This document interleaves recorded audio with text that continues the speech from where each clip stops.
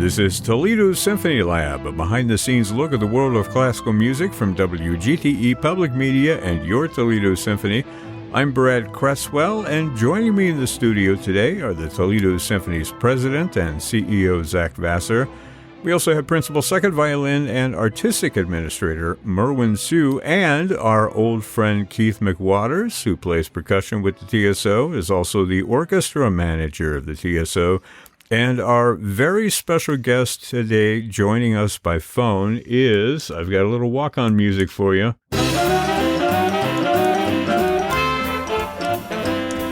This is what we're playing when you come to the symphony tomorrow night.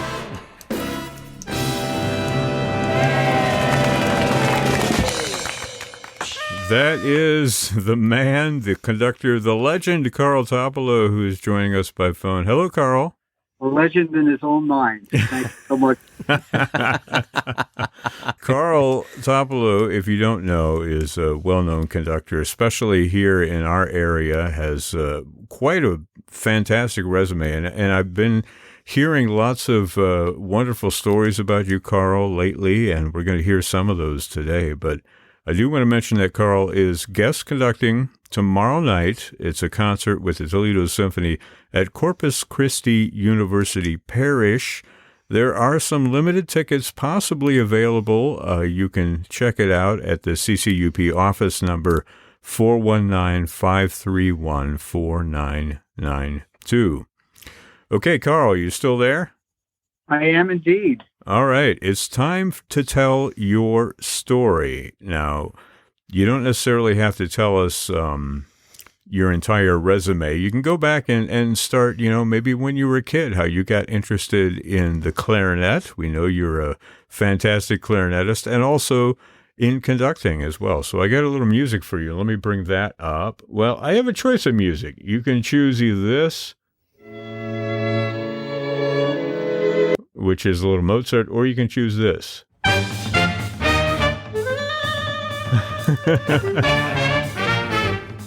What do you say, one or two? The first one sounded like East Side, West Side, but I know it's a Mozart clarinet quintet. And the second one, which one of those do you want for your story? Probably the first one. Okay. There it is. Take it away, Carl Topilow. Tell us your story. Well, I was born at a young age. Okay. Bayonne, New Jersey. Well, actually born in Jersey City, but I grew up in Bayonne, New Jersey. My brother was and still is an outstanding pianist, so when it was time to give me an instrument, they decided to give me the clarinet because they knew that I would be discouraged very quickly hearing my brother play. So when I was 15, I went to an arts camp, and that really turned on the switch to me. And but nobody in my family went into music, so I wound up going to Rutgers University, where I took up space. Born at a young age and took up a lot of space. And transferred to Manhattan School of Music, got a bachelor's in performance and master's in music ed, and I taught elementary school music, junior high, band and strings. I taught at Performing Arts High School, but I always had this dream to become a conductor, and I won a competition. I came in second in a competition and then won a competition and wound up with the Denver Symphony, now with the Colorado Symphony, was there for 4 years. And then came to Cleveland at the Cleveland Institute of Music. My wife started the Cleveland Pops Orchestra for me in 1995, and so we've been doing that now quite successfully for many years, and I've been fortunate to be a guest conductor all around the world, and was the Pops conductor for the Toledo Symphony for 2 years, and I just love coming to conduct the orchestra. They're terrific people. They play great. They always make me feel welcome, and we always have a good time. Yay! That's wonderful. I wonder if we can talk a little bit more about your history with the Toledo Symphony. You mentioned the TSO a few times, but what was your first appearance with the symphony? Yes, I remember very well. I was asked to conduct a program with Hal Linden. Oh, yeah. But besides being a fun performer, he was also a clarinetist.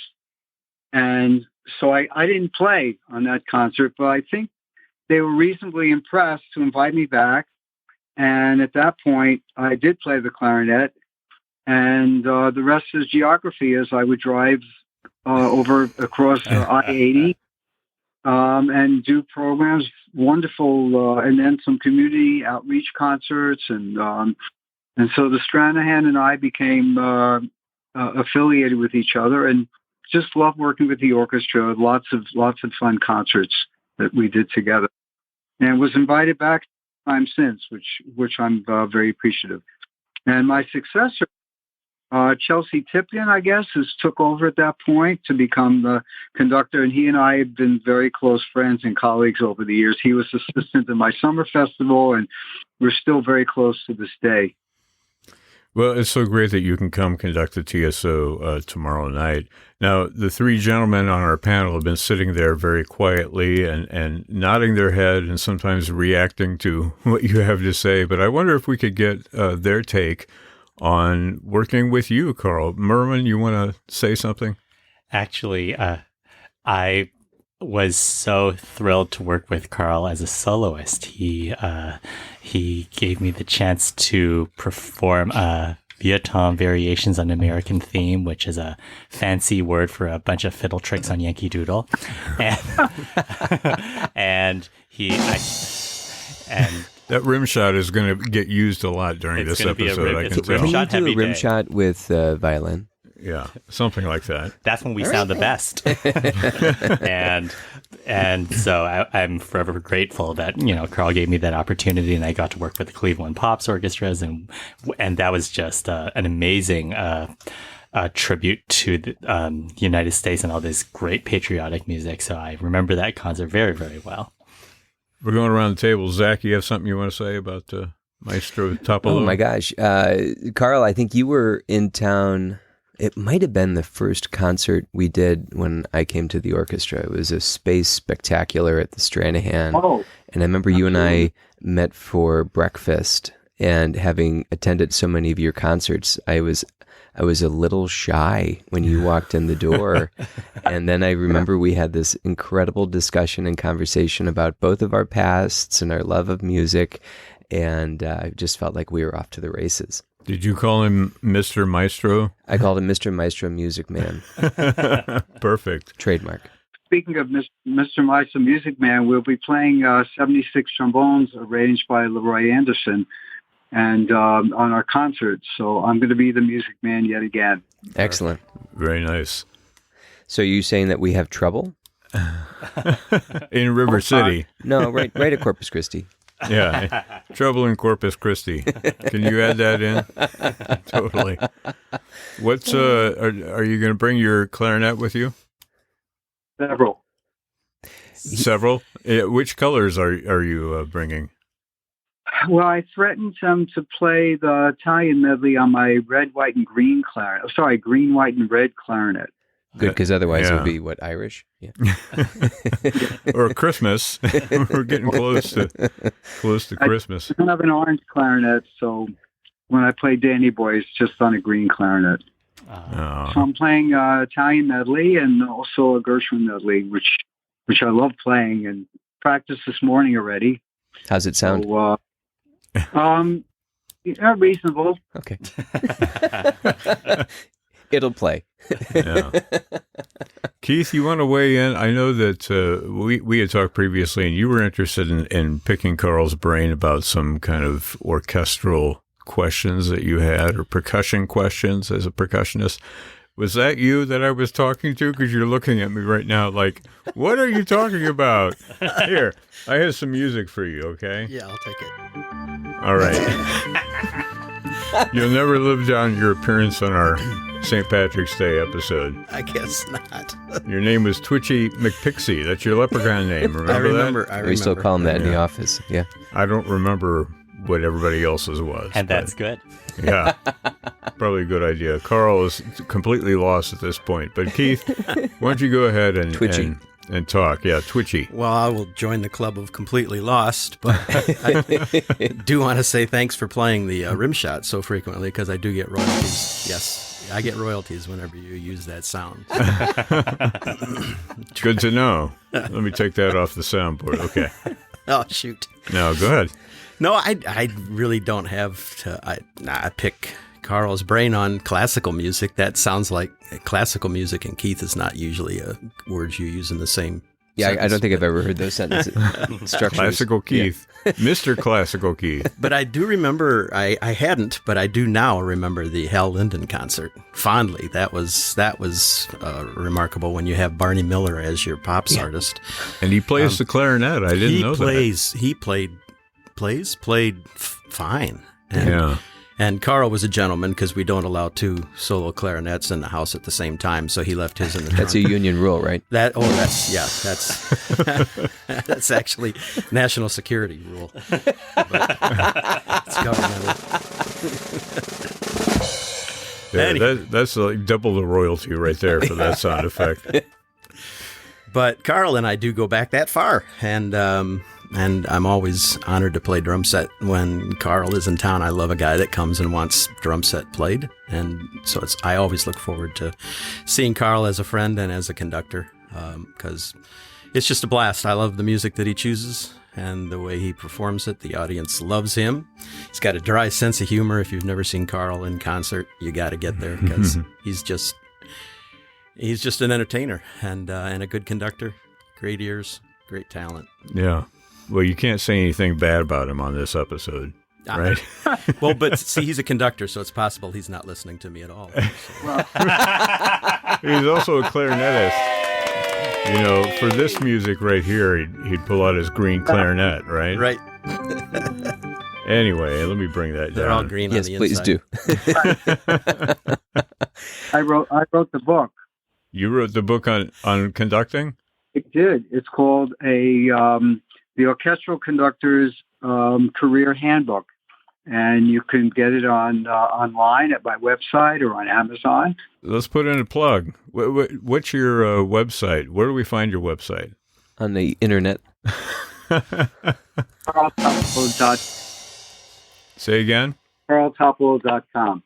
Easy to find. We'll link to that when we post the episode online. I do have a special feature for you, Carl, and I will bring up, again, a little music to announce it.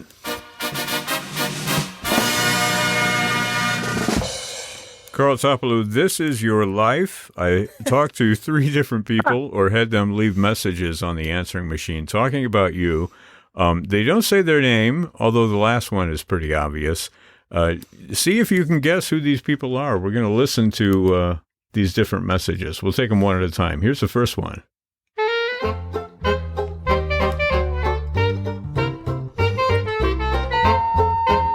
Hi, Carl.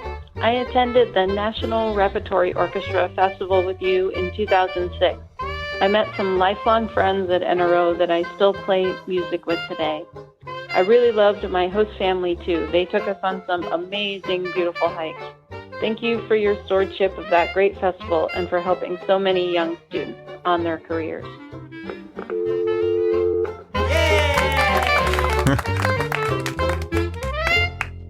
Okay. Well, much. That's very sweet. I don't know who that is. Yeah, she said you probably wouldn't know who she was. That's Casey Gazelle, for the bassoonist for the Toledo Symphony. Absolutely. Okay, let's move on to phone message number 2. Here we go.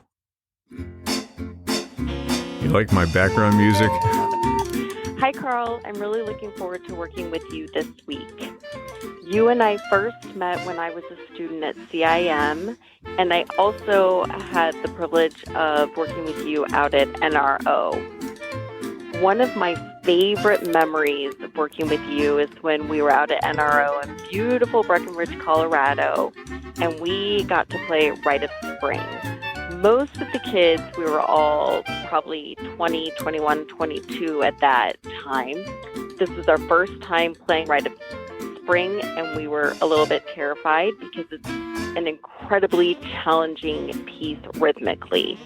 But Carl, you made it such a breeze. You broke it down. It came together on the first rehearsal. And ever since, I think of you when I play that piece, and it's always just a great experience. So thank you so much. I can't wait to see you this weekend. Take care. Bye.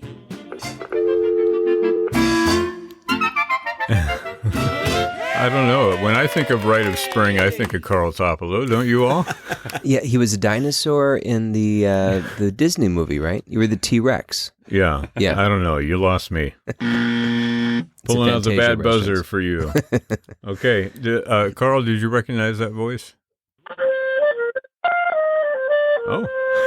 Wow. Thank you. Evidently, you got bored with what we were saying, and you picked up your clarinet. And did Stravinsky quotes like he does in every interview. Yes. That's right.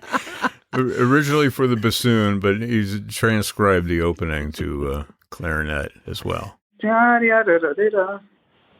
who was that? It was also a double reed player. That's a hint. To Michelle? That was Michelle. It was Michelle. Michelle Smith, Michelle Tosser Smith, who plays oboe with the TSO. We'll be sure and tell her that you recognized her instantly when she spoke, okay?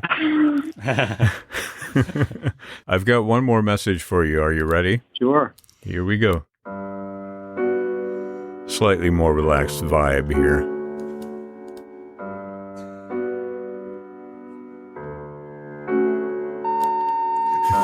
Hi, Carl. I know that we're not supposed to say who this is calling in, but I'm going to give you a couple of hints as to who this is, because I have the amazing honor to have worked with you for all of my professional career, starting with National Repertoire Orchestra back in the day. It was in Evergreen, Colorado. And then in grad school at the Cleveland Institute of Music, not only were you our primary conductor, but I also had the wonderful honor of being one of your conducting students in conducting class. And I really wish that I had paid more attention. But anyway, and then obviously with the Toledo Symphony. So we first met when I was the harpist for the National Repertoire Orchestra, and that's where my little anecdote comes from.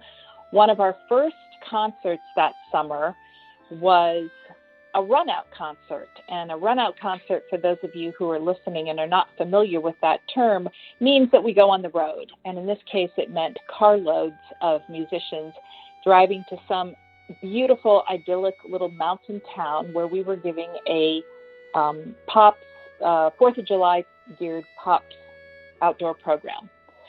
Well, there were 2 carloads of us, and I have to say everybody involved was a brass player plus me. There were 2 carloads driving, and we decided to take what we thought would be maybe a shortcut by going over one of those wonderful mountain passes, not realizing that you can only go 15 to 20 miles per hour. And instead of it being a shortcut, we were delayed for hours. Now, to this day, I remember the spectacular scenery. All of us came from, flatland. None of us were familiar with the Rockies. But to say that we were late, gross understatement. And somebody, probably a very wise string player, a very conscientious string player, told Carl where we were. And to say that he was upset was an understatement.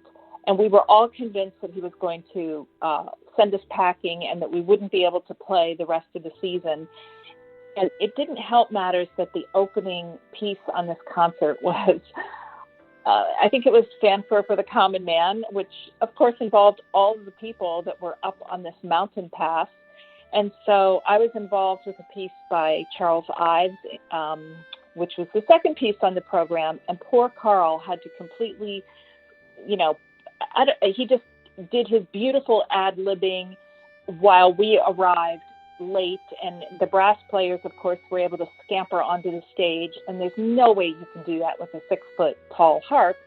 So I had to quickly just get it to the side of the stage, uncovered, and Carl started the program late, but he kept everybody entertained as only Carl can do. And my last thing I want to say is that I just love that if you mention that you're working with Carl in our industry, everybody knows that it's Carl Topilow. He's just like Cher or Madonna, that he can just go by the name Carl. And I have enormous respect and awe for this amazing musician, and can't wait to work with you again, Carl. Bye. On the map, it looks like an easy way to get to Vail, but as they found out, it definitely wasn't.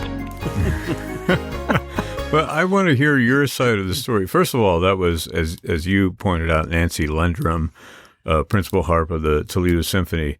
I recognized the voice actually even before we got to that point. Yeah. So let's hear your side of the story about all the brass being trapped on the mountain in Vail. Well, it's a very vague memory. You know, I like to block out certain things. I guess that's one of them. But I did just take a quick look at the personnel. We have 13 people in the TSO who are either actually 14, because you just hired a new fourth horn player who played in the Cleveland Institute of Music Orchestra or with the National Repertory Orchestra. So I'll have 14 people who know me already, which is really very sweet. Do they all know you by the single name of Carl, like Cher or Madonna? Or Kareem. Yeah. Or Kleenex. Very nice.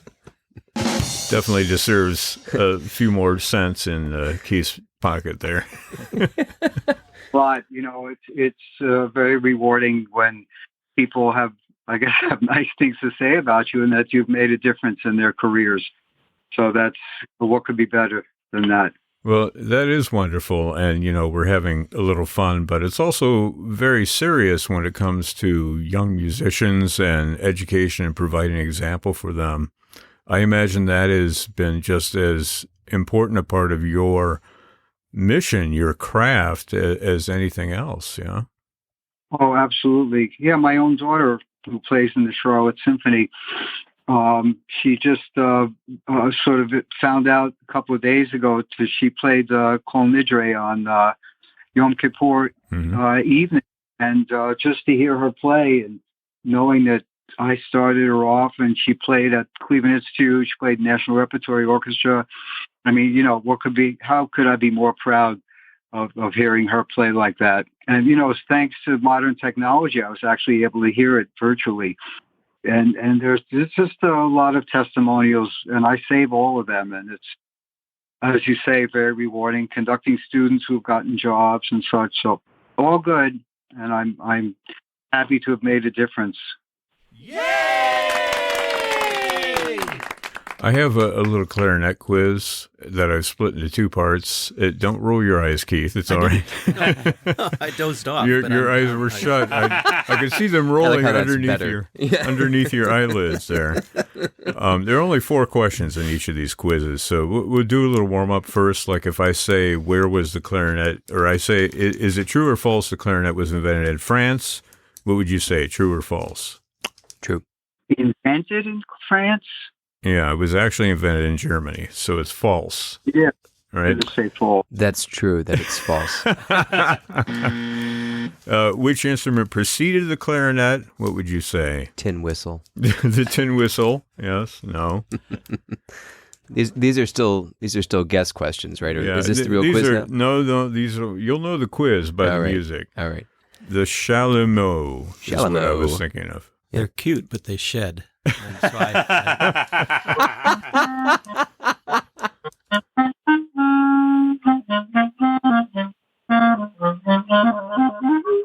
Very nice. So I think we should just turn the quiz over to you, Carl, and let you play. Does Carl actually get to participate in this quiz, or does he only get to provide audio clues for the rest of us? I think that's more fair. You can be like one of the people that is on this quiz and just play your instrument to answer everything, right? Oh. When you talk. Okay, that was kind of a clue. Anyway, not really. Let me pull up some music for the quiz. We'll find a nice little clarinet quiz piece. Well, that's not a clarinet at all, is it? Isn't it? Oh, there we go. It is. A little clarinet polka.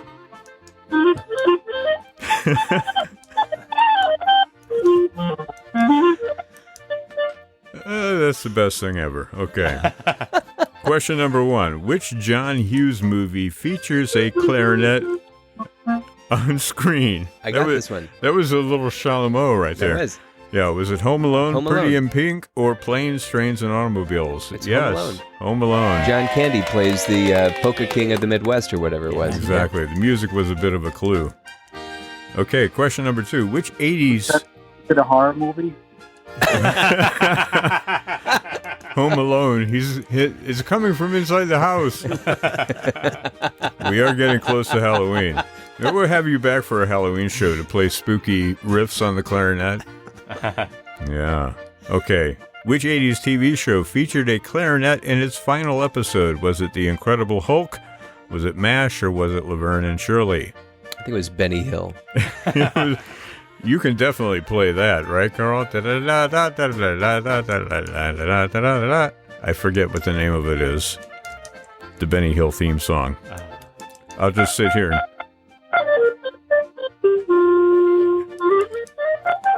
That's Sleigh Ride. You skipped Halloween and went straight to Christmas. That's good. Everybody here just got PTSD on that one. Yeah. We're in a Leroy Anderson sort of mood here. That was Aren't we MASH. always? This is MASH. That was MASH. The last episode they played the clarinet quintet because Alan Alda's wife is a clarinetist. You had that one, right? I They did had a have little that. Mozart. That was included on our last clarinet quiz. Okay, and this is similar but not quite the same. Which of these celebrities does or did not play the clarinet? Which did not. Definitely not Hal Linden because he played the clarinet. So which of these folks did not play the clarinet? Was it Alan Greenspan, Nicki Minaj, Kurt Vonnegut Jr., Steven Spielberg, or Groucho Marx? Which of those did not play the clarinet? What a cluster of people. I just want to think about that for a second. Yeah. The fact that Nicki Minaj and Alan Greenspan are in the same list. Yeah, they both play the clarinet. Oh, no, I how messed about that up. Okay. Well, that Okay, so we leaves- got 2. Which one is not a clarinet player? Kurt Vonnegut, Steven Spielberg, or Groucho Marx? Groucho. He was funny enough without a clarinet. Yeah, totally. It's Groucho. Wow. Wow. Good job, Keith. Good job, Keith. It's Groucho because he played the guitar. Now, I was thinking of Harpo. You know, Right. Harpo played the clarinet. That's right. So, you know, you could do a Harpo and Carl and answer with your clarinet. Clarinetto played the harp. Yeah. You All right. I'm sorry, I just ended the episode. I apologize. We're having a little trouble getting the phone line to come in clearly. Can you hear us okay? I can hear the sign of polka still. All right. But otherwise, you can hear us okay. All right. Did you hear about the guy who wanted to get his clarinet? He put it in the car and he went away and kept the door open. He came back and there were 2 clarinets.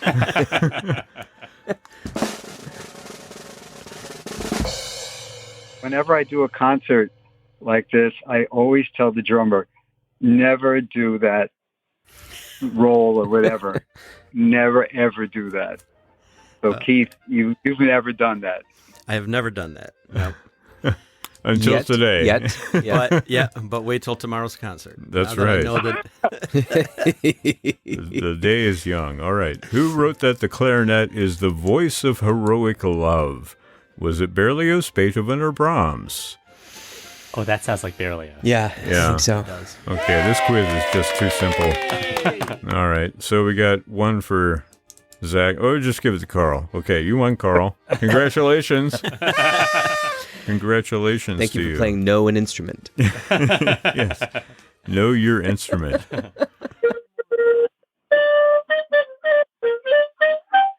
March to the Scaffold. That was a good one for the clarinet. That is. It You know what is. I'm going to do? I'm going to turn off the quiz music, Oh, thank Carl, you. and you can just provide a little background music for A little lighthearted the other scaffold three march. guys that are going to talk right now, because we have more to say about Carl. I mean, Well, yes, we do, Merwin.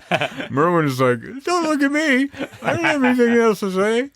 Maybe we'll ask Carl to talk about something. What should it be?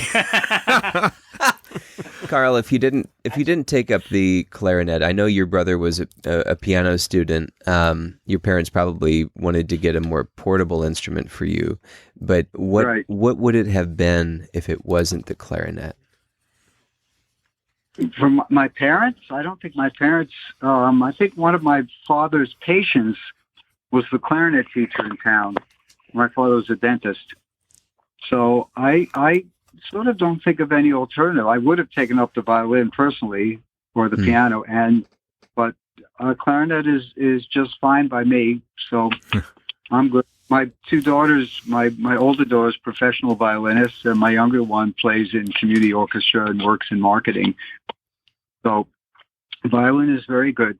And when I discovered I had an epiphany. I was sitting in an orchestra. I was 20 years old. And I knew I wanted to be a conductor. The conductor came in, and we were doing Mahler's First Symphony. He said, "These bowings are not very good." So I said to myself, I think it's time to learn something. So I took up the viola, which serves a dual purpose of learning strings and also of learning the alto clef better. And so it was really helpful. And then having my kids play and being observant. So now, I do all my own bowings and everything. So that was one of those epiphanies where I said, I better figure this out if I'm going to tell other people what to do. I'm curious, though, your father was a dentist. Did he ever have anything to say about the embouchure of the clarinet, like affecting your teeth? Not a thing. Although, interestingly, I never had braces, but I have a dear friend who is a very fine trumpet player, but he really didn't make a lot of progress until he got his braces off. Oh, I can imagine. Keep getting stuck in the trumpet. I also have been so impressed with the musicians that you've brought to the orchestra. You seem to have a wonderful following of artists that you've kind of taken under your wing and brought into your cult of Carl, we'll call it. Not just those who left a voicemail for you earlier. By the way, when I get voicemails, they're usually complaining about the heat or something. You get much nicer voicemails than I do. But I'm thinking about Connor, who came, I think, for two different performances to sing. Sure. Of course, the phenomenal Judy Garland review you put together with Joan. It's just it's a pleasure to see how you've been kind of building up others' careers along the way as well. What is that? What role does that play for you? Well, I'm thrilled about Connor. We use him at every possible moment. I'm doing an Irish concert, and with the Ireland Symphony in March, and I asked him. He said, "Well, that's great. I never asked me to do Irish music before with a name like Connor O'Brien." You'd think that you would have asked that question already. Yeah, right? or a name like Twitchy McPixie. Keith is over there with his eyes still closed. Are you with us, Keith? I'm here. Oh, much better, yeah. You don't need that. Anyway, so it's just he's sung with other orchestras now, and it's always such a blast to work with him. He's such a fun guy and so talented. So, and whenever I can help and promote somebody's career and that I feel is worthy of it, then it's all good, That's a departure from what you normally hear, Yeah. Like the light bulb jokes of how many conductors does it take to change a light bulb? Just one. They stand there and the world revolves around them, right? That was originally a soprano joke, but I repurposed it. No, but I think your point is well made there, Brad. Having the ability to look at the industry and to help build careers, from writing your book, Carl, to some of the people that you brought and introduced to us. It's really marvelous to see. Tell us a little bit more about the book and your philosophy of conducting in the book. You have to buy the book to learn that, Brad. No, we're going to get all the tips right now. Carl's tips for conducting. What do you need to be a good conductor? One of my teachers once said, marry a rich woman.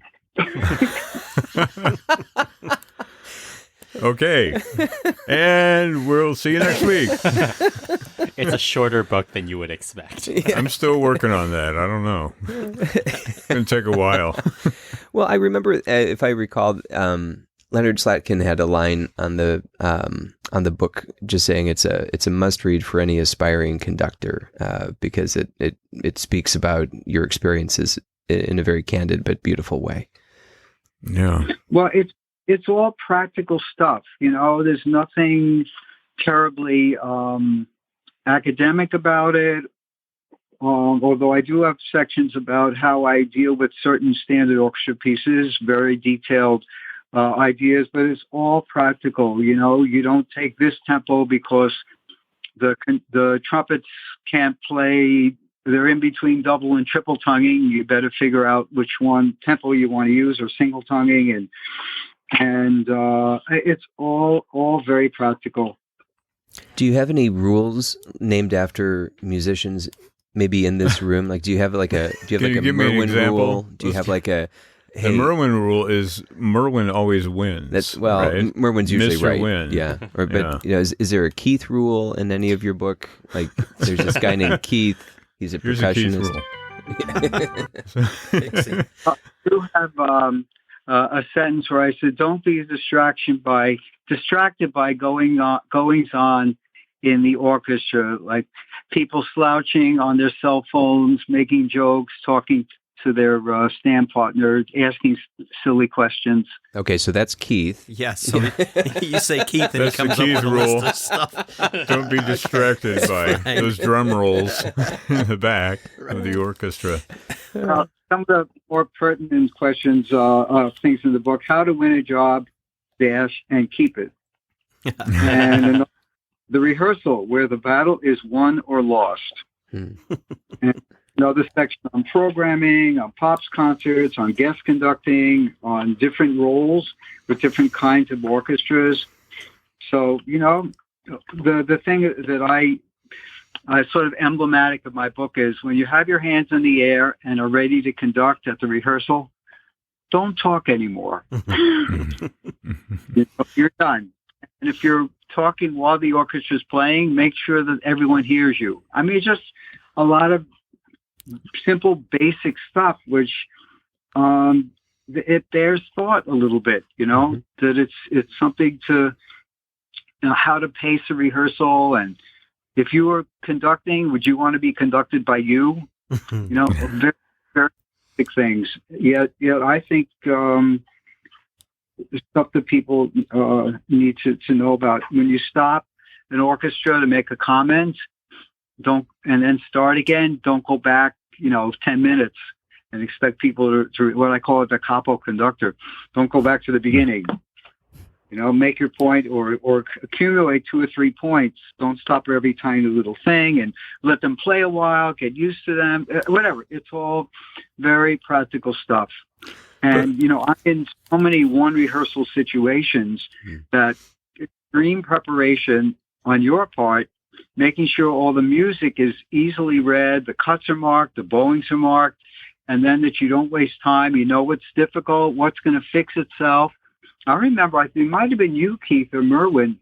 We were doing a Christmas concert. This is a long time ago, but I remember this. And there's a little difficult passage in the Amal and the Night Visitors. There's a shepherd's dance or something. And it was going over and over it. And then we finished, or we got to break or something. And one of you came up to me and said, "Don't worry about it. It'll be fine. They'll have it done by the performance." So I learned a good lesson right there. So I remember that. The like Merwin Keith rule right there. They'll be Don't okay. Worry. Don't worry, be happy is the Merwin Keith rule. I like it. You guys are jumping to a conclusion that the lesson might have been don't conduct them all in the Night Visitors. I don't know, but it sounds to me like, a lot of practical advice that people don't think about and that the public doesn't think about when they see, that stranger on the podium waving their arms around and might wonder what goes into being a conductor. And so it sounds like something that is accessible to to a lot of folks who are interested. I think the book is eminently readable. I guess it's if I had a different title other than the Orchestral Conductor's Career Handbook, people say, "Oh, I'm not going to be a conductor. I don't want to read this." But I think there's enough sort of general things in there that people might find, at least would find of interest. Yeah. And if you wrote a clarinet playing book, what would you call it? Don't. Very good. You know, there's an author, a composer, a French composer who wrote a whole series of technique books for violin, and his last name is spelled D-O-N-T. Yep. Seriously. Yep. Don't. Violin sonatas. Absolutely. Don't. Yes, I use those fairly often. And You don't. Boy, Keith, you're getting rich during this podcast. How'd you get that drum kit in here? All those royalties. Well, that brings me to the second round of, you guessed it, our quiz. Whoops, wrong music. Let me Throw find this pencil at you. Yeah. There we go. We'll bring that back to the little fanfare and the polka. Okay, here's a warm-up. What do you call the first clarinet in a concert band? A target. Don't. No. The concert master. They become the concert master when there's no strings, right? And who and what did Wolfgang Mozart write his clarinet concerto for?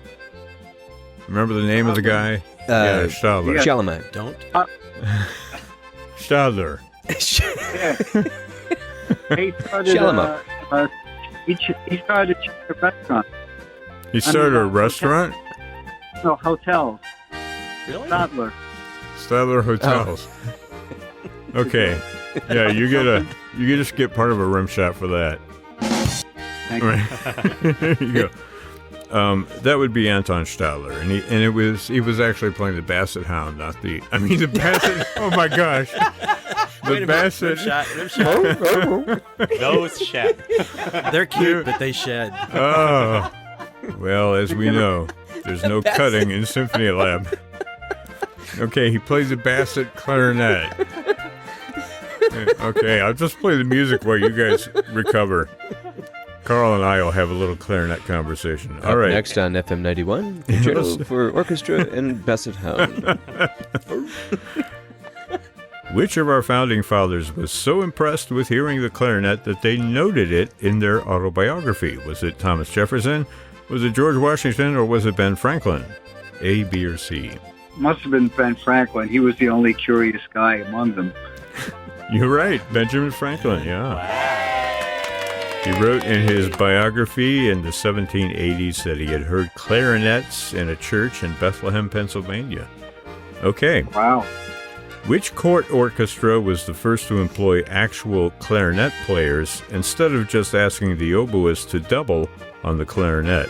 Was it the orchestra? Haydn Esterhazy Orchestra?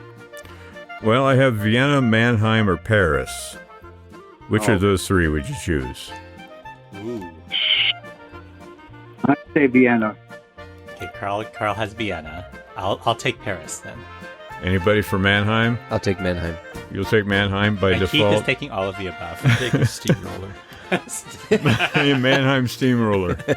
Okay. Well, Zach wins. It was the Mannheim Orchestra that brought so many innovations to the orchestral playing repertoire. You know about the crescendos, the Mannheim Rockets. Yeah. Are they a double-A baseball team, the Mannheim Orchids? The Mannheim Rockets. Very good. Okay, which of these conductors is also a celebrated clarinetist, present company excluded, of course? Was it Osmo Venska, Andris Nelsons, or Joanne Falletta? Which one of them plays the clarinet? It was the first one. Osmo? Yeah, Osmo Venska, who played the clarinet for a while. Then he stopped for a while, and then he was going to start again. I'm not quite sure what he's been doing clarinet-wise. But he's definitely not as prolific with the clarinet as you are, Carl. He must play the hokey pokey. He starts like it, he stops it, he starts it again. Exactly. He stops it again. He turned around a couple of times, too, so that was great. All right, last question. Which of these composers wrote a piece for Benny Goodman, famous clarinetist and band leader. Was it Malcolm Arnold, Bela Bartok, Morton Gould? Which of those three That's Bartok. wrote for Benny Goodman? And It's it either could Bartok or all of the above. be which one? And Carl Topilow. Which one do you choose, Merwin? Of those I know two? Bartok did, so that's two. So I that feel can't like be Gould right. may have as well. So Who let's was go the with third all of one? the above. Who's the third? Malcolm Arnold, Bela Bartok, and Morton Gould. Let's go with all of the above. All of the above. Also Aaron Copland, Leonard Bernstein, Francis Poulenc, Igor Stravinsky. They all wrote for Benny Goodman. Carl, have you ever premiered a work as a clarinet soloist? No, but I wrote a transcription, several transcriptions of pieces. I ran into a piece by an unknown Hungarian composer for clarinet and piano, which I orchestrated. His name was Renzo Kokai. Not a household name, but just before the pandemic, one of the last concerts I did, I was fortunate to get in under the wire. But it was a fascinating piece, and I threatened to orchestrate it for years, and I finally did. And that was sort of neat. But I never premiered. I didn't play it. And anyway, just some transcriptions that I've made for another piece that I added orchestration and wrote some interludes. So yeah, I did do some writing for the clarinet indirectly, but I didn't premiere any of it. Although I did play the Dvorak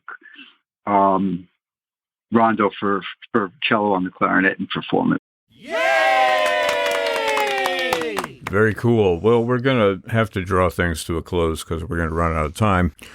So let's plug the concert for tomorrow night. Carl Topilow is the guest conductor for a concert with the Toledo Symphony. It's happening at 8 o'clock p.m. tomorrow, Thursday, at Corpus Christi University Parish. There are some limited tickets available. You can call up the parish office and see if there's anything still left to go see this concert. That's at 419-531-4992.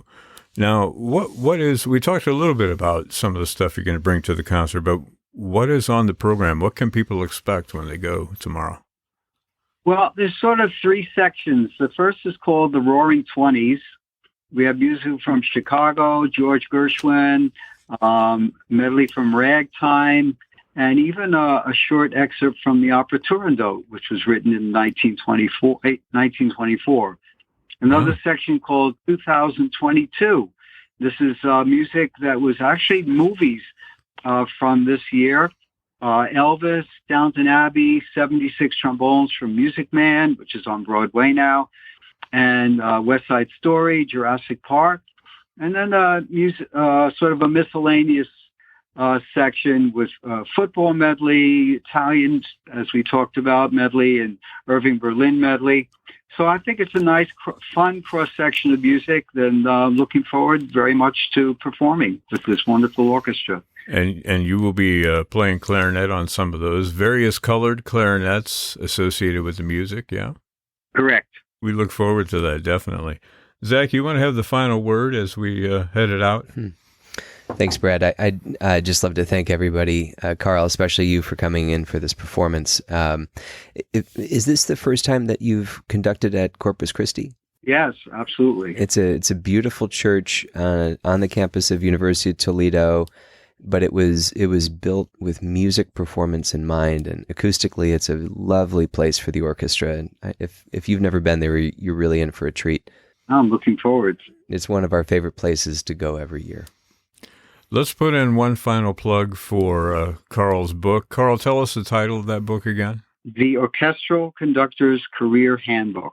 It sounds interesting. I'm going to run out and see if I can order that. It's available at all the usual outlets like Amazon and what have you. Yeah. Yeah. If you go to my website, you save 30%. Save 30% at Carl Topilow's website. Good to know. Yeah. Definitely can take advantage of that. Well, we will link to that as well when we post the podcast online. Carl, thanks so much for joining us today. Really appreciate your time, and we look forward to having you here in Toledo, back here in Toledo. Great. My great pleasure. Looking forward as well.